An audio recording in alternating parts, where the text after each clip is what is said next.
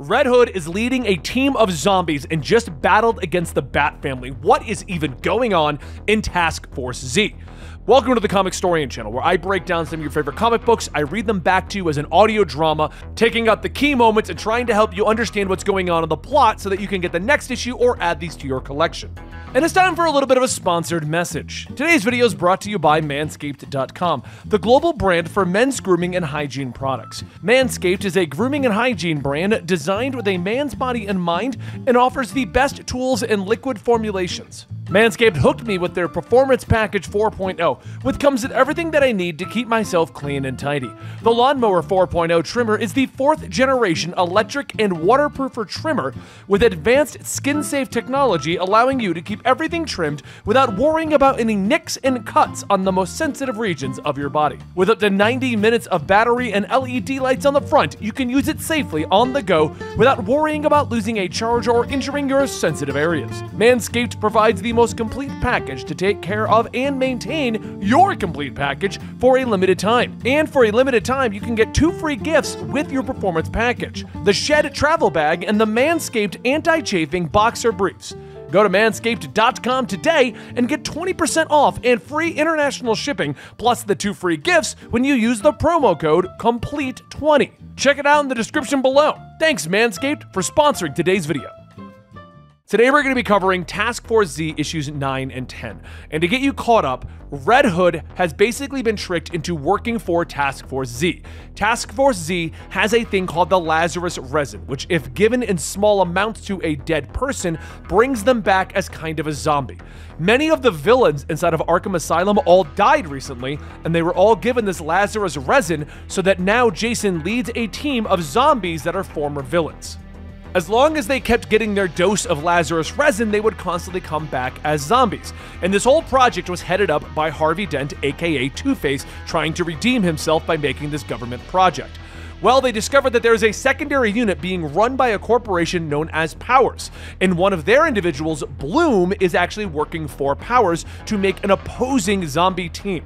So Jason just fought against the Bat family trying to get the last remaining Lazarus resin that he had given to Batman to test. And he's doing this so that he can keep his group of zombies alive to fight against the opposing zombies. But on top of all of that, we have many scientists working on both sides, we have Bloom working on both sides, and we have all the zombies. And we're about to find out what exactly is actually been going on. Because the biggest problem that we've had with this series is it, continuity-wise, doesn't match up with the rest of the Batman books. Today, it's going to. And I'm excited to bring issues 9 and 10 to you, so I hope you guys enjoy. After getting his butt kicked by many members of the Bat family and ultimately tricking them and stealing the highly experimental drug, he gets a call from an unexpected friend. He heads out to abandoned train tracks that pass through the city, asking her if it's a trick.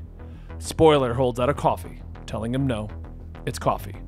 It sounded like Nightwing and them were giving him a rough night, so she wanted to find him and bring him some coffee. Jason takes it. That's really nice, but how did you find me? She looks at some of the bruising and states that the others are so busy yelling at each other over their radios that they didn't bother to see him when he was talking to somebody else on his. You really need better encryption and maybe a few stitches. But as Spoiler gets close, Madame Crow and KG Beast yell to get away from Jason. Jason turns back, telling them that it's okay. She came as a friend, and Spoiler says that that's sweet. But no, she didn't. She needs to leave. So he didn't hear it from her, but Powers International is doing something weird at the old Snyder rink in Bloodhaven. With that out of the way, she really came by to warn him.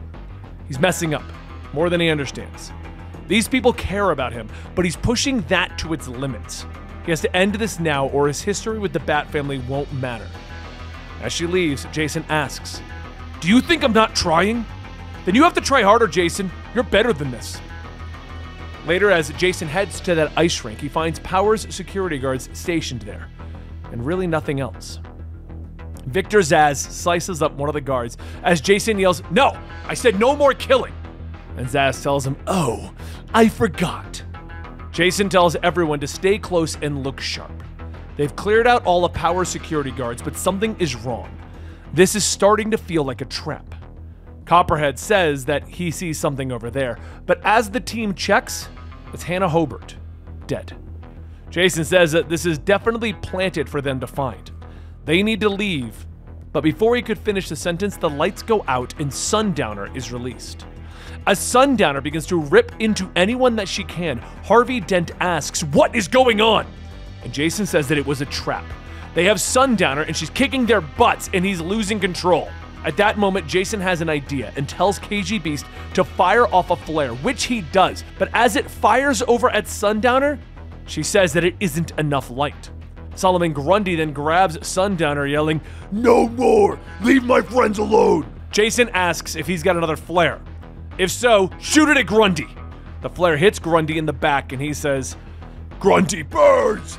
And as Sundowner screams from the light, she reverts back to Hannah and Grundy holds her. "Woman is dead again." Jason tells everyone, "All right, let's get the hell out of here before we find out if they have any more surprises for us. And take Sundowner." As they step outside, all of Bloodhaven's police forces surround them, and they begin to shout for everyone to get to the ground. As all of the undead soldiers of Task Force Z begin to hiss, Jason tries to calm down both sides, stating, "Whoa, whoa, whoa, whoa, let me handle this.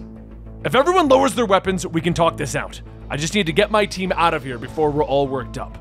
We don't need to cause any trouble." Just then, a small drone flies by with a microphone and begins to play a very specific tone. Everyone looks up asking what is it, and suddenly Bane begins to have a reaction to the sound, screaming, "Make it stop! What did you do to me?" Bane then charges through the police force and Jason says, "Screw it! Bane just created a distraction. Task Force Z, head to the van." After a short 20-minute drive, Jason pulls up in front of a very familiar warehouse where Arkham Knight almost killed him.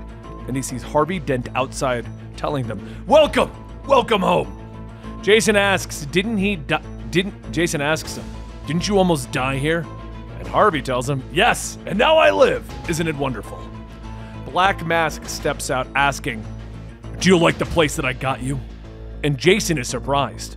"What the hell is this? There's no way I'm staying in a place owned by this guy." Black Mask asks him, "Do you still think that you're one of the good guys?" Just then Zaz lunges out, pinning Black Mask to a wall, yelling, "Eat you!" Jason says that the zombies get a little cranky when they don't have their medicine. So Harvey says, "That reminds me, our rent." Black Mask tells him, "Fine, your rent's $8,000. And Harvey chimes in, "Wait, did I hear 2,000? Black Mask is shocked. "I would rather die than agree to that, Harvey." So Harvey turns. That also works. With the zombies going for Black Mask, he finally screams, "Fine, 2,000. And so a few hours later, the new chop shop is set up, with Harvey looking at Hannah asking, "What is it?" And Amelia and Delia telling him that, like the fisherman before, Sundowner has tiny amounts of the Lazarus resin stored in her tissue. And Hannah is only dead in the classical sense. The resin preserves the monster, Sundowner, and the monster preserves the host body, but theoretically, they can extract the resin from Sundowner and use them. Harvey says that would kill the monster, but what about Hannah? And the twins tell him that she'll stay dead, and the undead team will get to fight another day. Maybe 2 days. Harvey then says there has to be something we can do for Hannah. But Jason tells him that there isn't, is there? The Hannah that we knew is gone. Harvey is talking about saving the thing inside of her so that he can use it. At every minute we're here looking for a solution, Bloom and Powers are growing more powerful. So this is what we do. Hannah would want to help. Without even asking anyone, Jason turns off the lights so that Sundowner comes out, and the machine begins to extract the resin stored in her body, transferring it to the others, allowing them to remain as zombies for a few days longer. Sundowner screams in pain, asking Jason to help her. But Jason says, "It's okay, Hannah. Rest now." Meanwhile, over at Powers International, Jerry storms into the lab yelling that this whole science project is over. He's been sneaking around and getting into restricted files but Bloom looks up. "Oh, those? I've seen them before anyway. Anyway, did you know that Dr. Archeon implanted chips into people's brains when he was working in their lab in Hungarian? When activated, you can play the right frequency and home they come. Free will be damned. Pretty evil stuff." Jerry pauses for a moment. "I know about the venom." And Bloom tells him, "Yes, you do. Nasty stuff, isn't it? A lot of blood is on your hands. But, full confession, I used it when I formed my own little team. I wanted a Bane of my own. But don't worry. It's not what they used that matters. It's who they used that should concern you." Jerry chimes in, "Dear God, who did you use it on?" And Bloom opens up the door asking, "Why don't you ask him yourself?" Outside, Bane sits in the rain, floating. Back at the old warehouse, Jason tosses and turns in his bed when he feels something on his face. He wakes up to pick up a yellow flower that was placed on him, and he gets dressed. But as he walks out asking if anyone is there, he could see something moving in the shadows. Bloom steps out telling him that he's sorry for disturbing his slumber. He is such a sweet sleeper, he almost hoped that he'd never wake.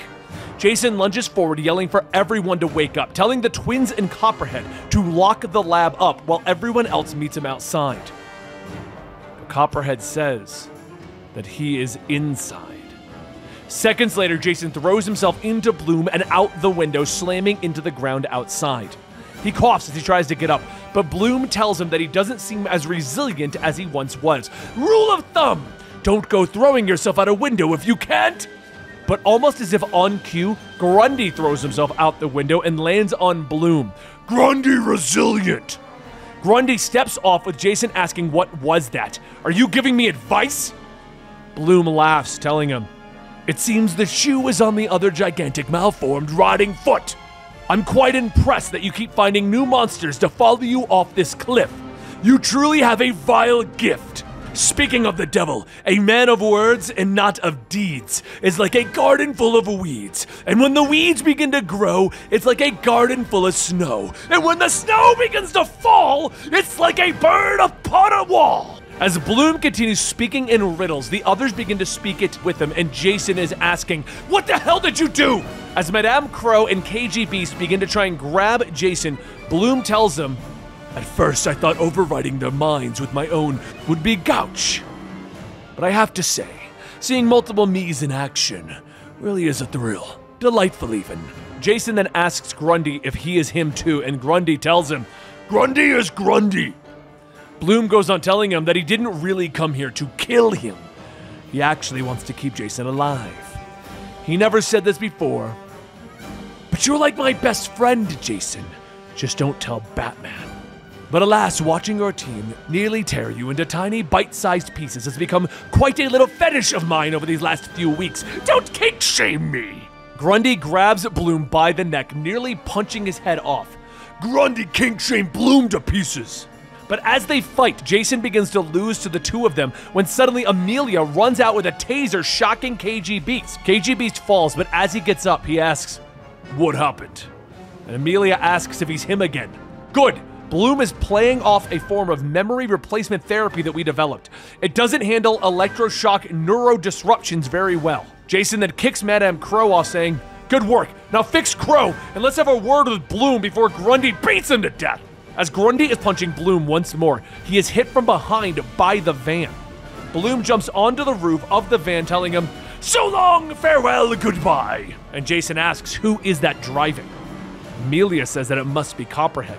Bloom must have gotten to him too, but Grundy gets up weakly. Don't worry, Grundy okay.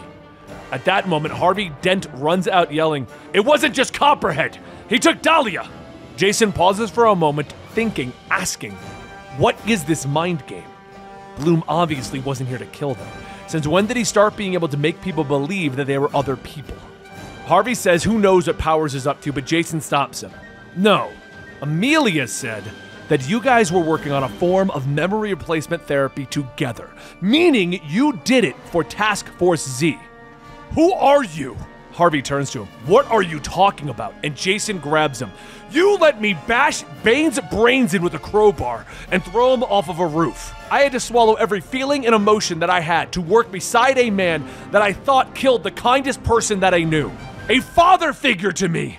And then I killed him when I couldn't stand it anymore. And this whole time you knew. This whole time you knew that that wasn't actually Bane.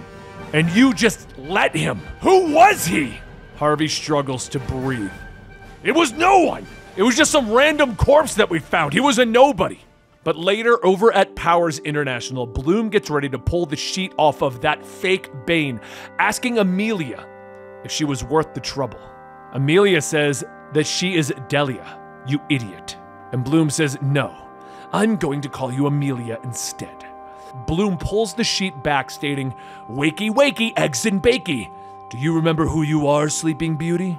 This Bane says that he does, and he sits up telling him, I remember all of it. I died, didn't I? Bloom says, tell me your name.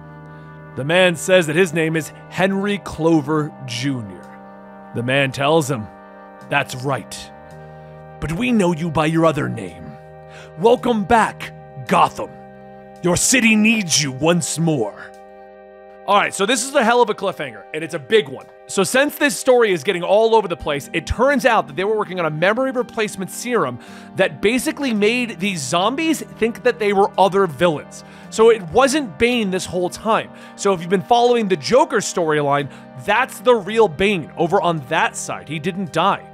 Instead, they took the body of Gotham. Now, if you're wondering who Gotham is, he's basically a character who had the powers of Superman that Batman fought like 4 years ago. He claimed his name was Gotham and he was here to save Gotham. He went insane and ended up getting killed by mistake or accident. Honestly, I don't remember. But as it turns out, this is him. He is Gotham. He is actually a Superman-powered individual about to fight Jason. So this story totally got awesome, and we've got 2 more issues left, which we're going to be bringing you the moment the last issue drops in the middle of like October. So make sure you like, subscribe, and hit that notification bell. I'm excited to see how this resolves, and I hope you are as well. I'll see you next time.